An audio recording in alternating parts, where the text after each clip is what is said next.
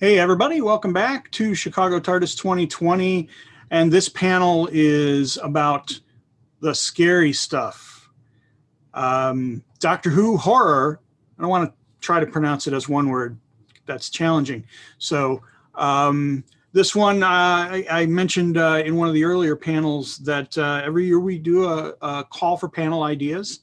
And the idea for this panel came from the panel moderator, to whom I will introduce you in just a second. Don't forget to leave feedback for the panels through Sketch.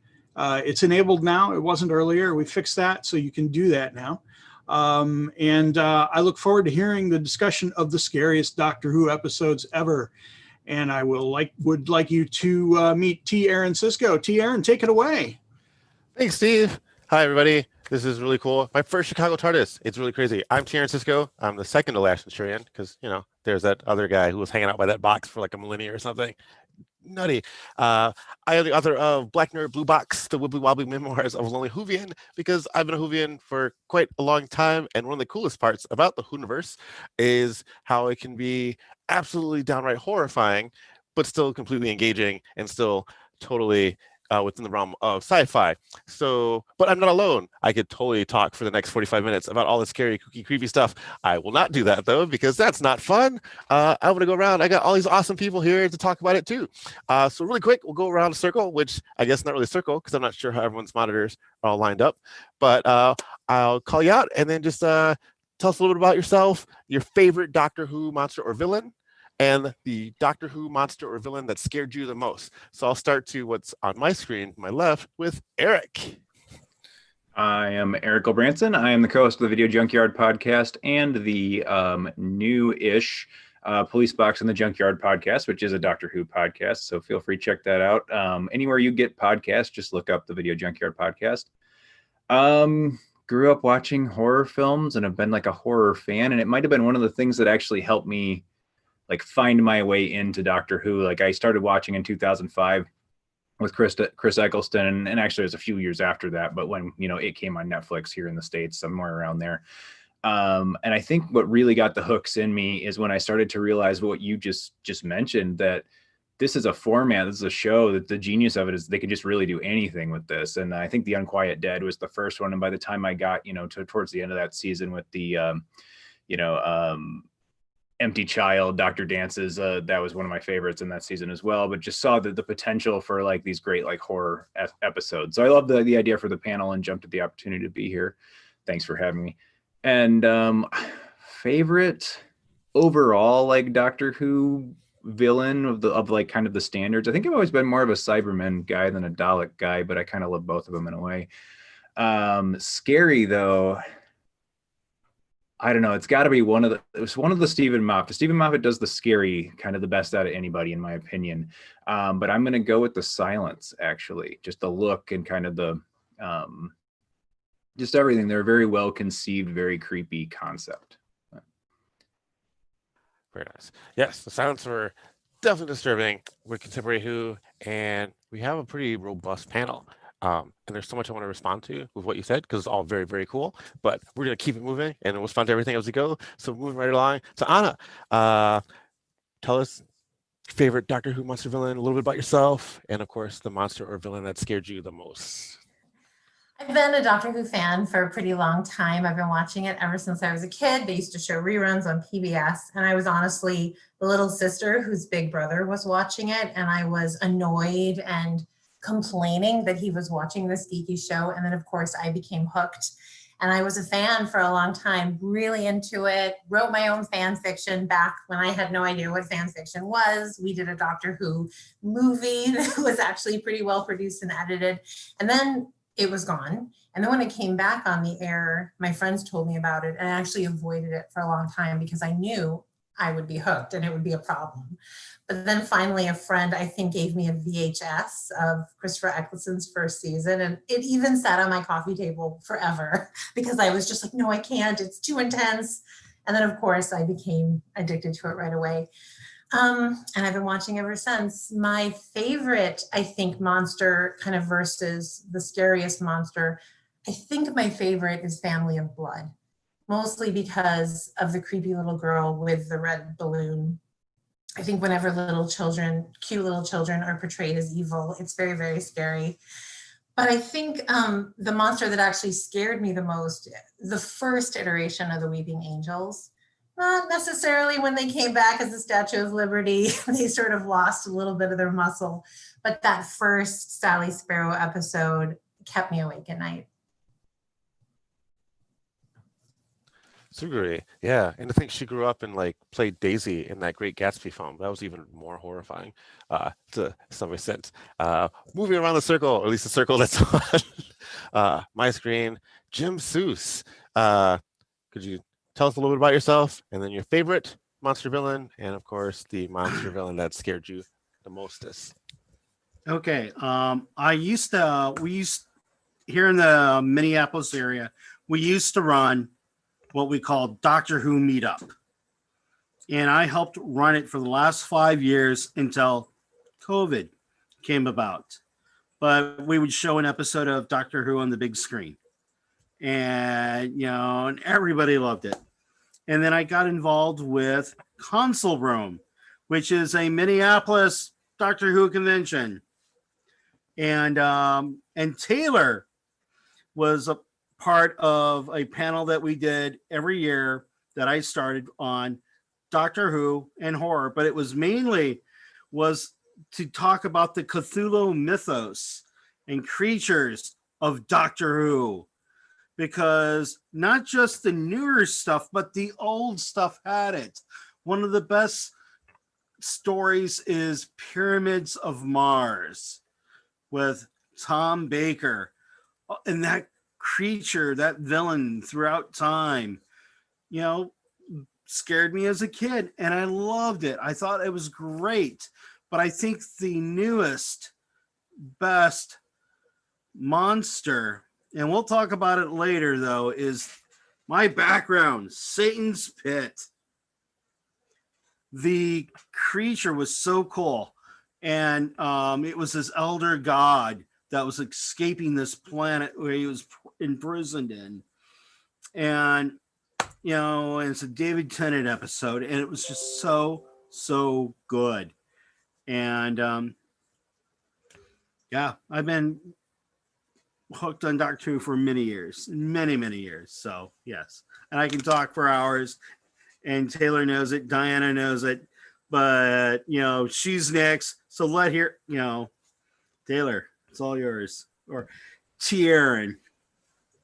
I was gonna say, like, who's this Taylor fellow you keep referring to? It's a great name. I mean, it could be like a guy's name or not ladies' name. It's fantastic. It's universal. It's non-gender specific. Anyway, that's not what this panel's about. This panel is about scary stuff. And so, last but not least, in the super scariest part of being last but not least, just tell us a little bit about yourself. Favorite Who monster villain, and the Who villain monster that scared you the most. All right. So I'm Diana. I was helped with the trivia we used to do in the Twin Cities with Tierra and his thing for Wibbly Wobbly Wednesday. Then now I'm involved with Console Room, like Jim is. So let's see, my favorite villain. It's hard. I'm gonna have to say it's the Weeping Angels from Blink. Once they got to Matt Smith, they kind of got way overused. But Blink was definitely. But the monster that's probably scares me the most, because we still don't know anything about it, was the Midnight Entity in Midnight. You never saw it. It was just creepy. And David Tennant going back with it was amazing. It was a great cast that was able to work together and just mimic and everything like that together. It was, and that we still don't know anything about the Midnight Entity. I mean, we know their favorite time of day. That was. But in all seriousness, so no, that's great. Thank you all for being here. This is going to be a lot of fun. To wrap it up really, I think my favorite Who monster villain is the Master, because the idea of like a evil Gallifreyan, considering all the wonderful things the Doctor can do and has done, to kind of flip that, sort of like inverting the Superman mythos. And Missy is just delicious. Like, she's such a great villain. I'm not I'm not opposed to O, but I mean Missy and of course Delgado, like the master. Oh, that's my favorite. And then I think the Who monster villain that scared me the most, honestly, it was the Absorbaloff or the Clockwork Droids. Absorbaloff just because it's just so grotesque. There's that one scene with the faces, too much. And the Clockwork Droids, it's just something about like how cold and calculating and like just completely uncaring they were. Like they gave 0 Fs. I know with the last panel of the night, I'll try and keep it clean. I do have a potty mouth, but I'll try and keep it at least like that PG-13-ish. But moving on. So because there's so much Who lore to dig through, really going to try and focus a bit on contemporary era. So Doctors 9 through 13, so Eccleston, Tennant, Smith, Capaldi, and Whitaker, and so on. But of course, we'll definitely touch on classic Who too, especially because there's a nice bridge, because at least those first few Doctors, at least 9 through 12, there was a lot of bringing in the classic villains and monsters. And so when you're talking about like the Cybermen, the Daleks, the Autons, the Jadoon, the Silurians, the Great, like there's so many characters were just kind of brought in and in a lot of cases updated or redesigned, whether that was like a complete redesign and because they had a better budget or better materials, or they could use CGI for certain things. What do we think about the classic monsters appearing in contemporary Who and how they were depicted, what the characterizations were? I know it's kind of a meaty question right off the bat, but why not take a shot at it? We'll just keep going that circle and then we'll mix it up a little bit. Eric, what do you think? The classic monsters in New Who? I think conceptually it's fantastic because it ties it so well to the old series. And I think it kind of starts to feel, I think we saw in series 11 where there was an entire absence sans the New Year's Day holiday special and an entire absence of any of the classic villains in that series. It felt refreshing in a lot of ways, but I don't think I'd want to see it go on for too long without an appearance. However, the reverse side of the coin is it can certainly start to feel a little bit overused. Like the Daleks don't always have to show up, or Daleks or Cybermen don't always have to show up in every season finale. That's been kind of a pattern, and in some cases both. And it's, yeah, so I think it really depends on the story. It's a good thing and a bad thing depending on the story you have to tell with it. Is it overdone? Could we come up with a few more original things? Yeah, probably. I like where Chibnall's head was at with that, but I also got a big grin on my face to see the Dalek appear again in the New Year's special. So, yeah, I'll leave it at that. I think conceptually or special effects wise, obviously they're a bit sleeker, a bit better looking, a bit better conceptualized. But honestly, the Daleks haven't changed too very much over the years. They're still, a funny little pepper pot with a plunger for a hand. So no matter how many like lights and like little things you put on them, it's really the concept of the character that makes them scary, not not the bells and whistles. So. No, that's a good point. I think with the classic, I'll rephrase it.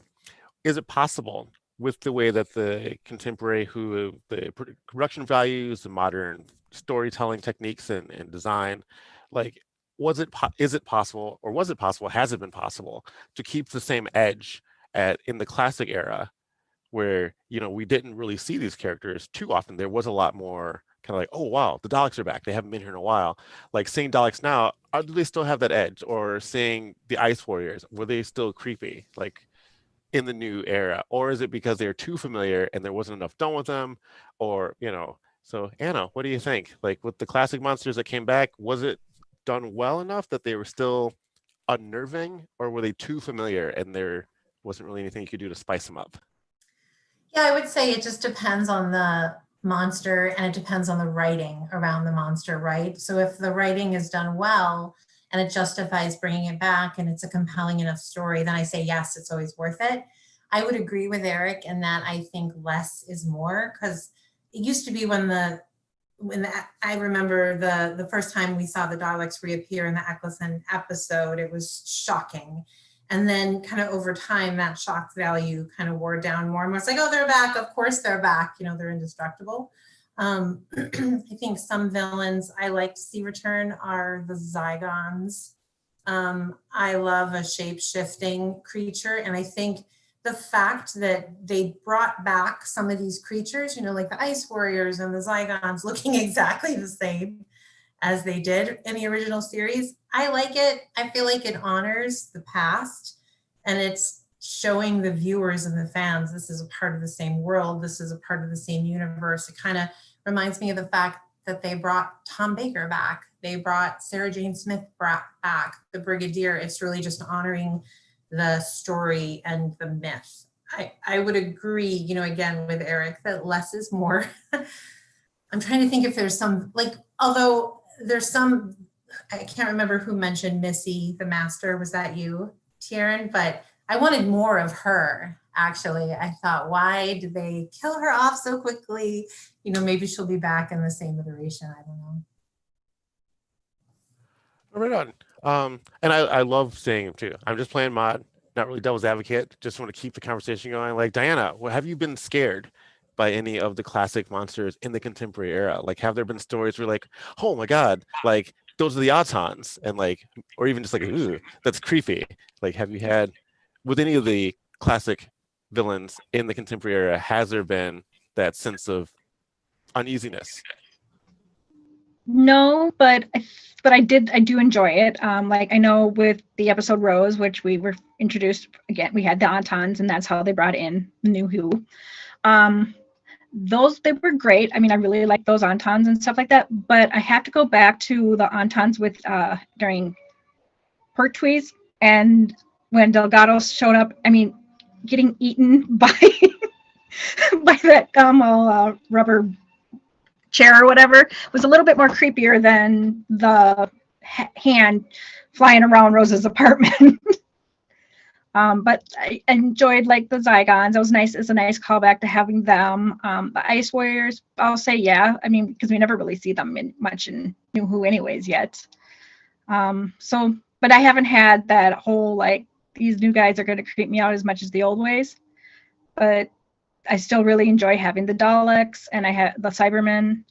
And I was thinking back in Journey's End and the Stolen Earth when they had Sarah Jane meet up again with the Daleks.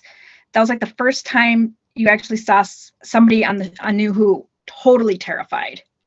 I mean, Eccleston was, but and they did that throwback. But when Sarah Jane went back and saw Davos and stuff like that, the acting in that was just like she was actually like freaked out, and the other ones were like, why? But she has a longer history. So. Right on. And it is kind of weird to think that it has been 15 years now since New Who, so it's not really new anymore. Like it's enough that people have. It's weird that they could have come up with Eccleston as their first Doctor, so to speak, and like that's great. But for those of us who remember the classic Who, like Jim, like are there any classic or overlooked or one-off monsters you'd like to see return that you think would be as effective now with modern production values and special effects and design that could be as scary as they were in the 70s, 80s? I would, okay. Well, I know one of the things is, I love the Zygons myself. I love the shapeshifters. And the writers just keep on missing the opportunity to have an episode called Let Zygons Be Zygons. All right. But I think, I mean, they're doing some really cool things. I really liked what Moffat was doing with the Daleks at the end, where they were inside of humans or something. You had the eye stalk come right out of the forehead. And I was like, wow, that's creepy. And I know this upcoming season, we're going to get some variation and some more changes with the Daleks. And I'm like, yeah, we'll see. We'll see what happens. But I think what I would like to see is an episode combining the Water of Mars with the Ice Warriors. I would love to see an episode where the Doctor goes back to Mars when it's a thriving planet. Where the Ice Warriors had a society going on there. And it was a thriving, lush planet because we have the technology. All it is the writers just let them have at it. Let them do something like that. I think it would be a great episode. And we have the technology. We could do Ice Warriors out of their, the armor.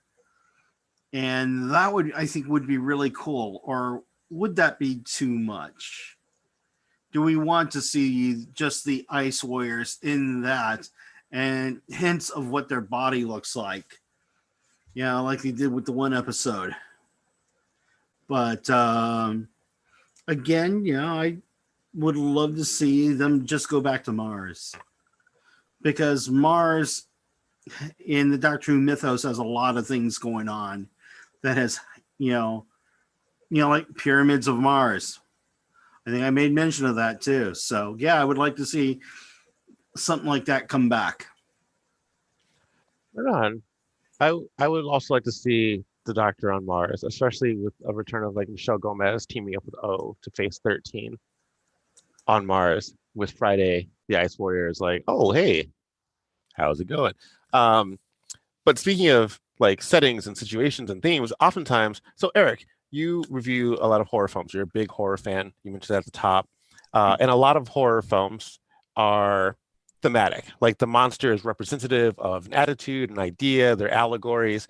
And Who, we have that more within the narrative as opposed to the characters. So with the monsters, why do you think Who is able, or some examples of when they're able to make the situation as scary, if not scarier, than the monster itself?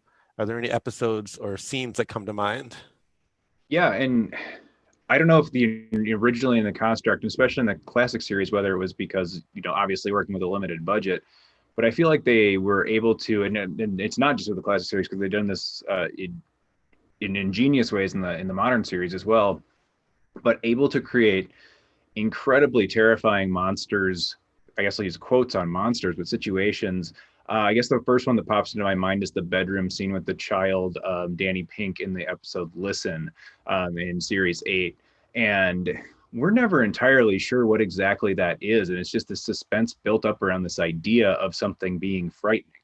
And I mean, you could say that it's just another one of Moffat's genius. I brought up Stephen Moffat again, not like he's the only writer that's ever been a genius on the show, but it's really, does a good job at doing these things, kind of like getting at what it is that human beings fear, rather than building a big scary rubber monster. We get a lump in the sheets, and honestly, it's probably one of the more frightening moments of the entire series.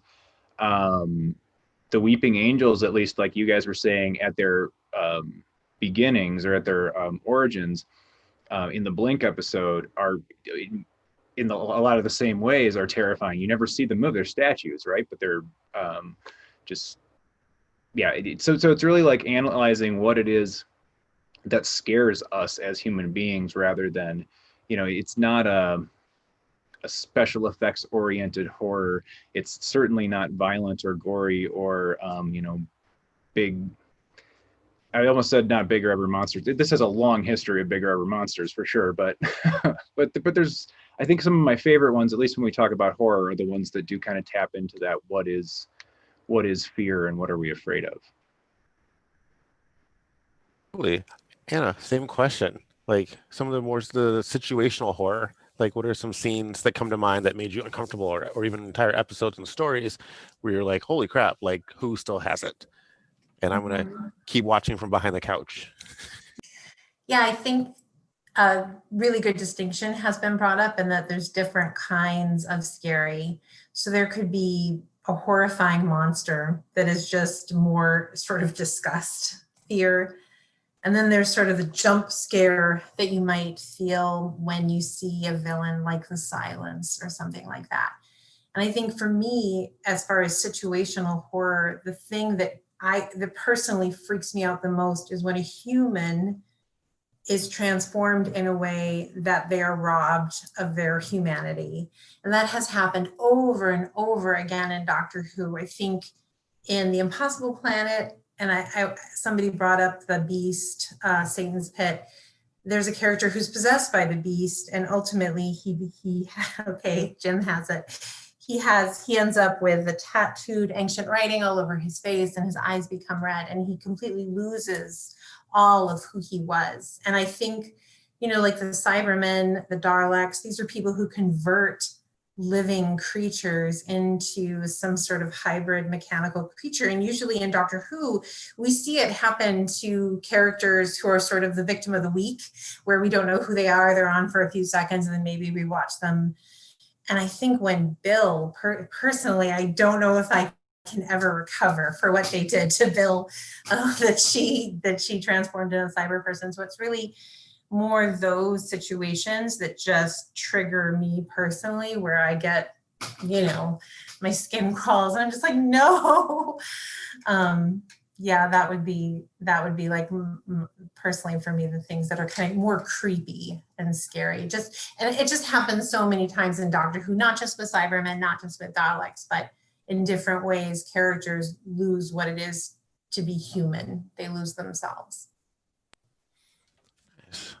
Yes, the body horror transformations are always like, even early on in when Who first came back with the nanogene zombies and Are You My Mummy, like that was creepy. But then when they thought they found like the doctor and he was gonna help, and then he like started choking and then the gas mask forcefully was coming out of his face, so it was like, oh hey, this is kind of scary now, like but then of course we got John Barrowman, so it was definitely worth the fear. Diana, situational horror, like what story arc scenes come to mind, like where it was just like the situation just got you all shivery in your giblets? That's an expression. Sure. Okay, so in the end, we know they're not bad, but the Ood, when you first see them, creepy. It's the red eyes. When they're the evil ones, the ones who are, being taken over. And not only that, but their little thing that comes out, their voice or whatever. But that's cool. But when you first see the Ood, you don't know if they're good, they're bad. All you know is whatever they're doing, it's not good. And then once eventually, we get throughout their arc, and you see this, they're not bad. They just were. Was it? It's not the Satan's Pit. It was a different. Is it? Okay. So yes. Yes, it is. Impossible Planet, Satan's Pit. Yeah. Until you see them, until when Donna and the doctor go, and then they kind of go evil again, but it's not their fault. It's some control with them. But still, your first thing is they're kind of creepy. Jim Seuss, same question.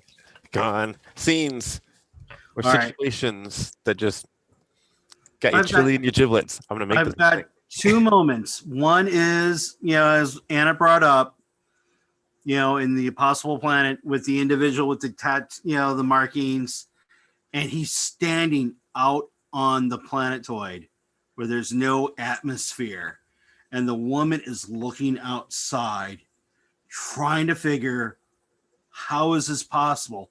What is going on? And the horror on her face. It was just a great moment.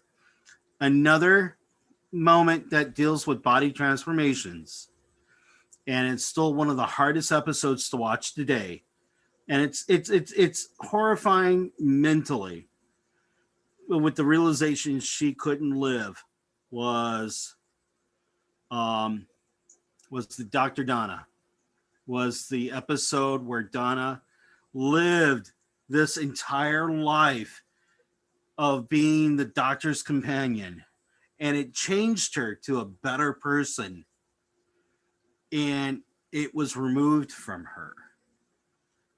She was forced to forget it to save her life. This entire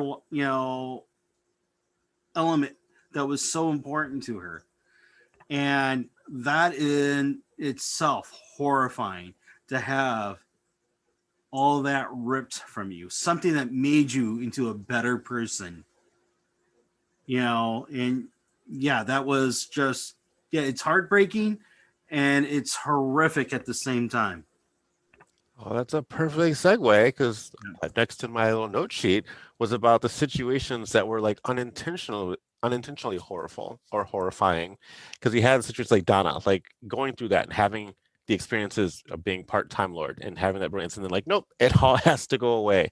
Or another example was in New York with the Sisters of Plenitude, and they're trying to cure every disease, and then the doors open. Like to have that kind of altruism backfire, especially considering what's happening kind of right now, that had that eerie connotation of like, can you be too good or too well intentioned? And then that gets twisted. And same episode with like the face of Bo, and to a lesser extent because she's more funny and snarky, but Lady Cassandra, like the hyper extension, or even Captain Jack, like the idea of like, what if you didn't die? What if, like, what happens? And they're almost like three facets.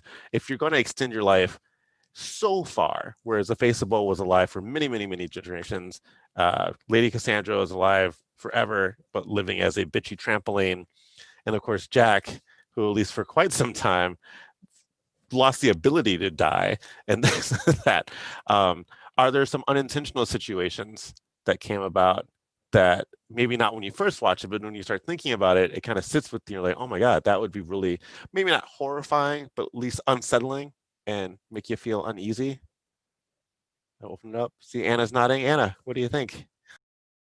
I think it's not, it's pretty obvious. So maybe this doesn't quite answer the question, but Me, the character of Me, Maisie Williams, who the doctor just decided, no, I've had it. I've had it with losing people.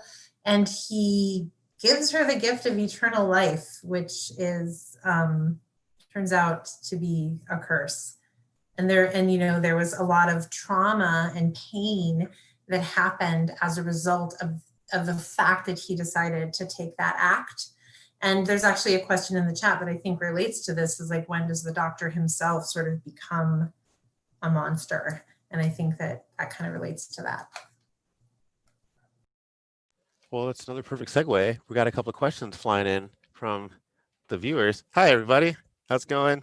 I know I can't hear you respond, but just wave. It'll make you feel good. We're connecting. Like, oh yeah, that's great. They're actually, complete side note, on YouTube, there is a Fabio date, as in Fabio, the former Harlequin romance novel model, where he interacts with you, where he says, hey, how's it going? How was your evening?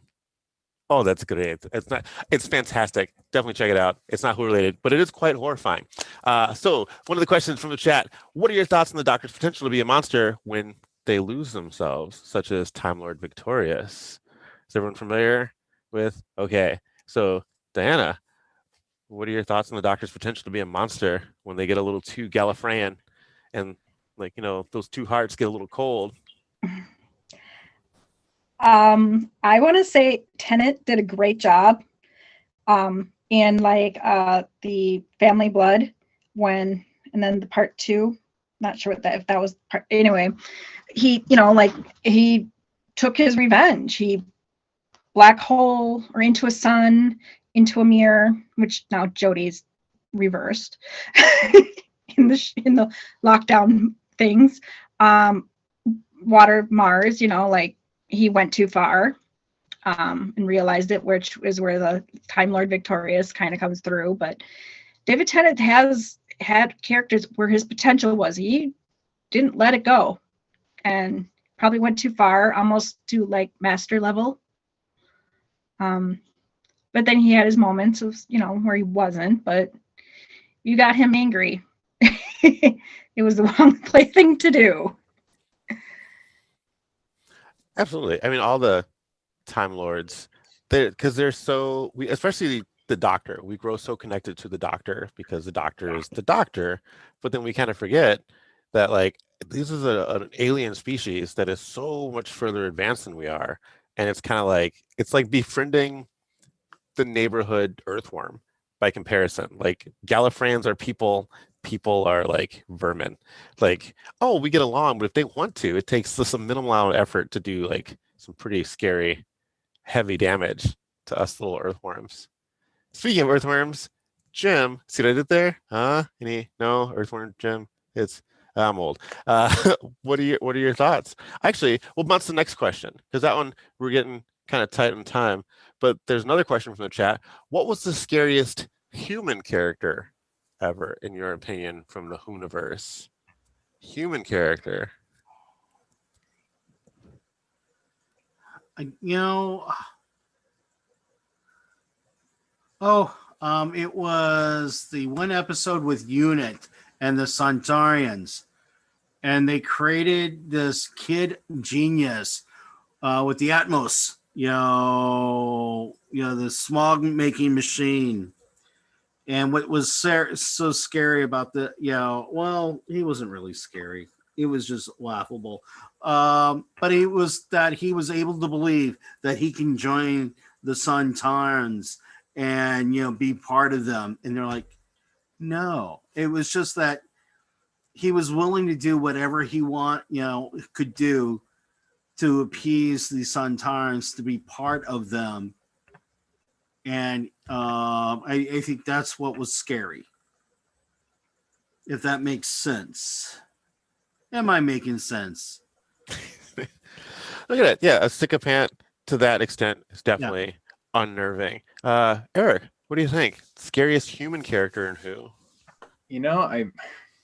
I'm struggling a little bit to remember a time when there was a human character that was taken seriously enough as a threat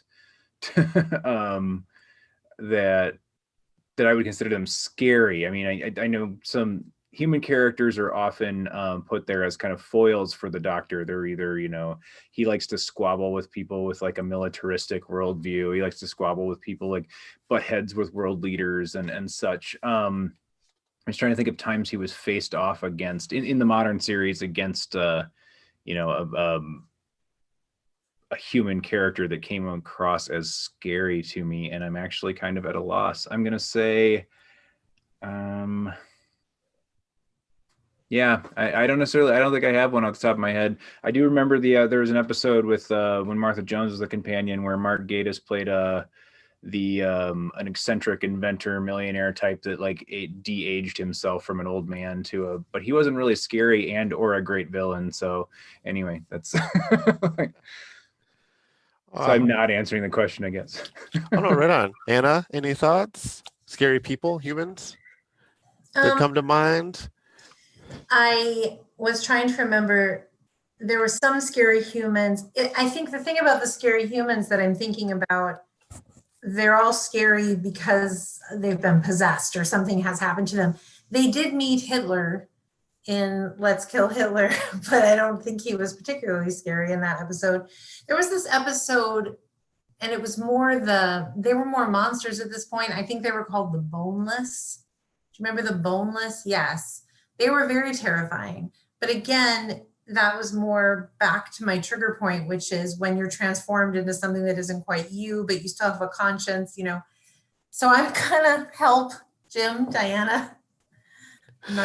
There's a fantastic and I think overlooked episode called Kill the Moon. It's a Capaldi episode where they find out the moon is like an egg, and then they ask the people of Earth. And I think in that situation, this might be a cop-out answer, but I'll try and justify it. The fact that we voted to kill the moon in Kill the Moon, and I know there was a lot of controversy in some social circles and Reddit subreddits about that, but I was kind of like, I feel like this was kind of like too close to home, like just as an indictment of how people, because there is, especially in the Capaldi era, this undercurrent of like people are garbage, like humans are not great. Like Capaldi kind of does it with that sort of like sarcastic eyebrow where it's like, yeah, you guys are putting brains, but it's like, oh, you're joking, but there's that little bit of truth to it. And I feel like because it reflects real life so much, like if we did have a vote like that, I feel like our result in the real world would be very, very similar, if not identical, to the situation in the Whoniverse. And that it's not like scary, but it's definitely uncomfortable to think about the fact that we can be painted with such a unflattering brush, but it's the perfect shade, so to speak, not to stretch that allegory too far. Speaking of stretching allegories too far, we kind of floated around with 9 and did a lot of stuff with Tenet. We kind of mentioned some 11 big characters here and there, but what about the later, like the most recent Who, like we'll say the last 4 series. So the end of Capaldi and all of Jody. Like, what have been some standout episodes in terms of the creep factor? Jim, go ahead. All right, good.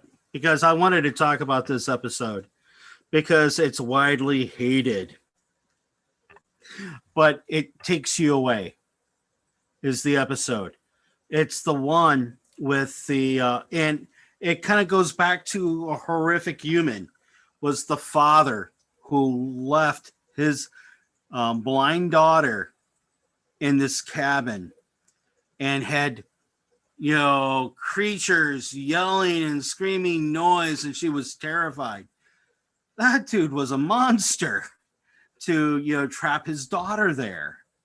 And it has a lot of the incredible horror elements that I kind of like in Doctor Who. I just didn't like the executions of it. I mean, you had this doorway to a mirror universe. And, you know, and I thought that was really cool, really horrific. The hallway, that tunnelway, where the flesh-eating moths and the one creature that was in there as well.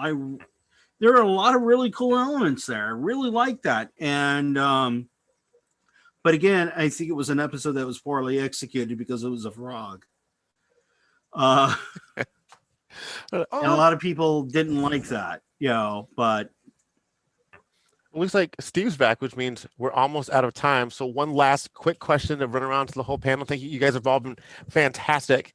This has been a lot of fun. So really quick, of all Who, so not just contemporary Who, but contemporary and classic Who, of all the Who villains and monsters, which would you least want to run into in your neighborhood alone at night in the real world? Which Doctor Who monster, contemporary or classic, would you least want to encounter? And we'll start with Eric. We'll go around, we'll make it really quick, and then we'll toss it over.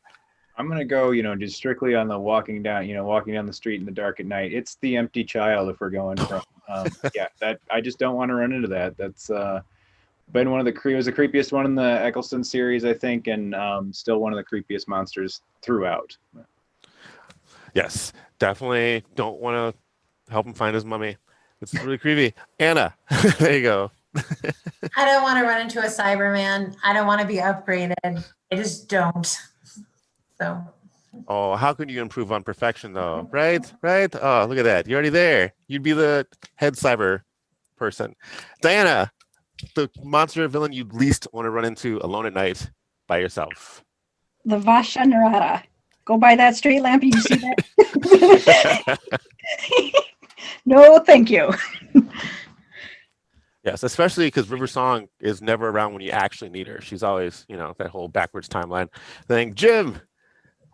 I'm thinking Satan's Pit, because if you saw the one individual and you knew what was coming on, the earth is screwed anyway.